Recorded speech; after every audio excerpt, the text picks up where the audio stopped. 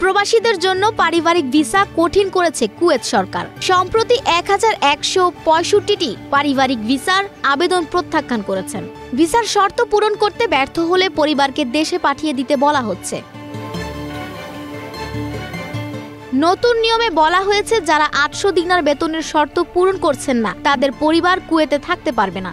যেসব প্রবাসী 800 কুয়েতি দিনার বা তার বেশি বেতন দেখিয়ে স্ত্রী সন্তানকে কুয়েতে এনেছিলেন এবং পরে চাকরি পরিবর্তন বা বেতন কমে যাওয়ায় সেই শর্ত আর পূরণ করছেন না, তাদের বিরুদ্ধেই এই পদক্ষেপ গ্রহণ করা হয়েছে।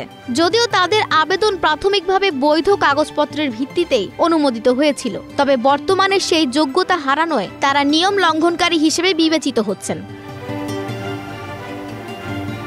গালফ নিউজ জানায়, কুয়েতের রেসিডেন্সি আবেদন পড়ে 1800টি, এর মধ্যে মাত্র 635টি অনুমোদিত হয়েছে। মোট 1165টি আবেদন বাতিল করা হয়েছে।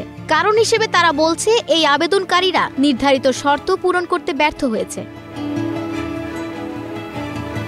কুয়েত সরকার আরও জানিয়েছে, ভিসা অনিয়ম রোধে এখন স্বয়ংক্রিয় সিস্টেম চালু করা হয়েছে, যেখানে রেসিডেন্সি ও ট্রাফিক বিভাগের তথ্য মিলিয়ে যাচাই চলছে। এতে করে ওয়ার্ক পারমিট দেখিয়ে বা ভুয়া বেতনে ভিসা পাওয়ার সুযোগ আর থাকছে না।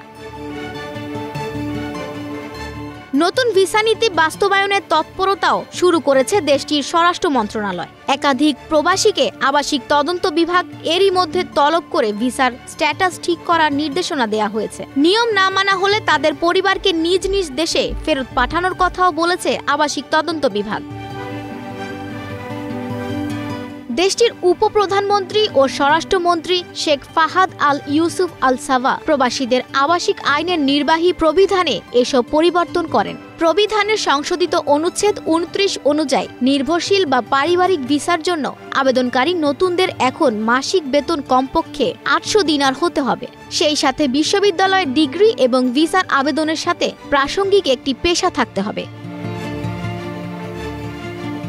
সংশ্লিষ্টদের মতে, ভিসা নীতি নিয়ে কুয়েত সরকারের এমন কড়াকড়ি আরোপ করার উদ্দেশ্য কেবল অনিয়ম রোধ করা নয়, বরং প্রবাসীদের একটি মানসম্মত জীবন নিশ্চিত করাই মূল লক্ষ্য। আফসানা ভুইয়া, প্রবাস খবর।